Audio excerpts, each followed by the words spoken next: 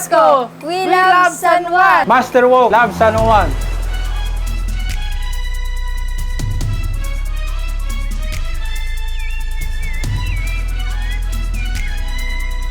Alae! San Juan Are! Tuloy po kayo sa aming bayan, bayang pinagpala sa likas na yaman, malugod kayong inanyayahan. Parinan na!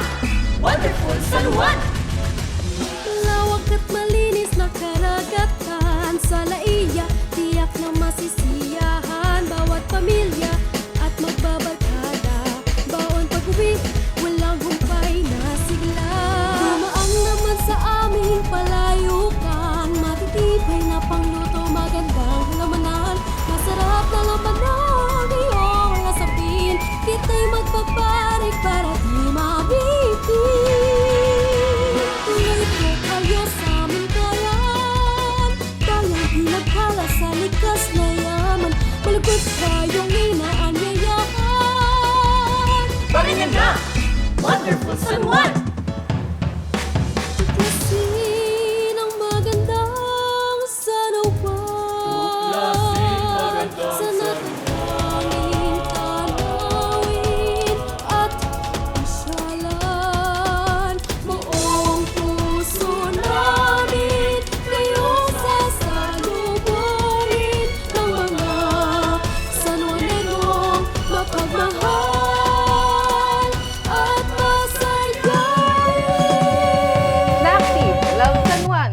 Mama's Minibar, Love San Juan. Gochaya, we love San Juan! I love San Juan.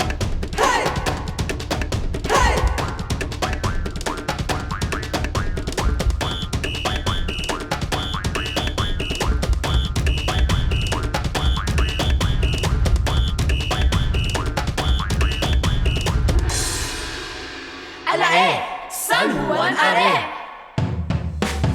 Tuloy po kayo sa aming bayan, bayang pinagpala sa likas na yaman, malugod kayong inanyayahan. Parinan na! Wonderful San Juan! Tuloy po kayo sa aming bayan, bayang pinagpala sa likas na yaman, malugod kayong inanyayahan. Parinan na! Wonderful San Juan!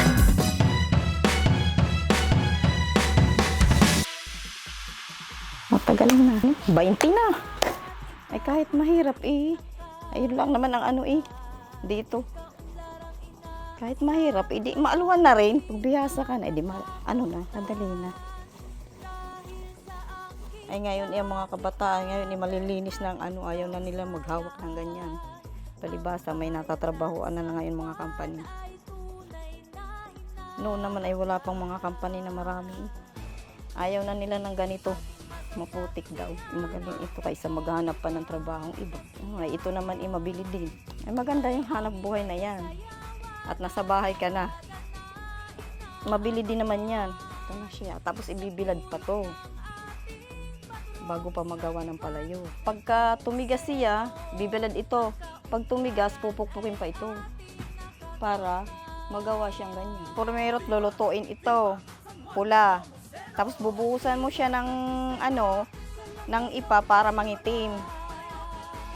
Ang labas na nito pagka maitim, ito na. Ito na siya. Ito, sama ng takip. Oo, tapos pag natuyo yan, gaganyanin mo na. Didiligin na. Tapos lalamasin pa yan. Yun, magagawa ng palayo. Ito ang pangluto namin. Sinasalansan ito. Dihilira. Tapos ilalagay mo na ang palayo.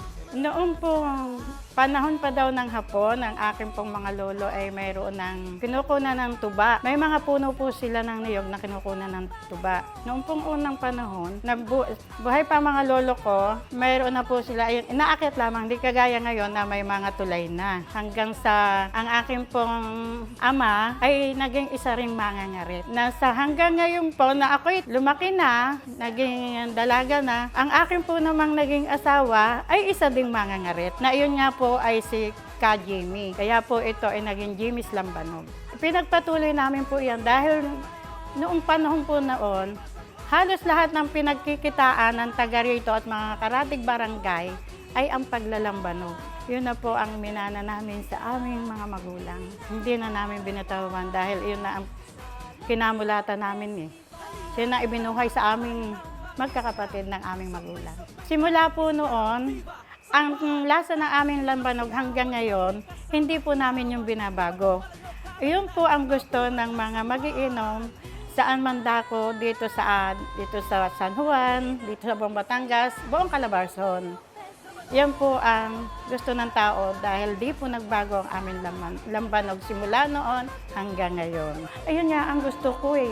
Yun nga ang dapat mas lumaki pa ang industriya ng lambanog dahil ang taga rito talaga sa San Juan, yan lang ang mga pinagkikitaan. Ang aming pong produktong Jimmy's Lambanog, napakalinis nito. Simula pa po doon sa pinagkukunan sa aming karitan or niyugan, isinisigurado ko pong malinis ito hanggang sa madala dito sa aming paglulutuan.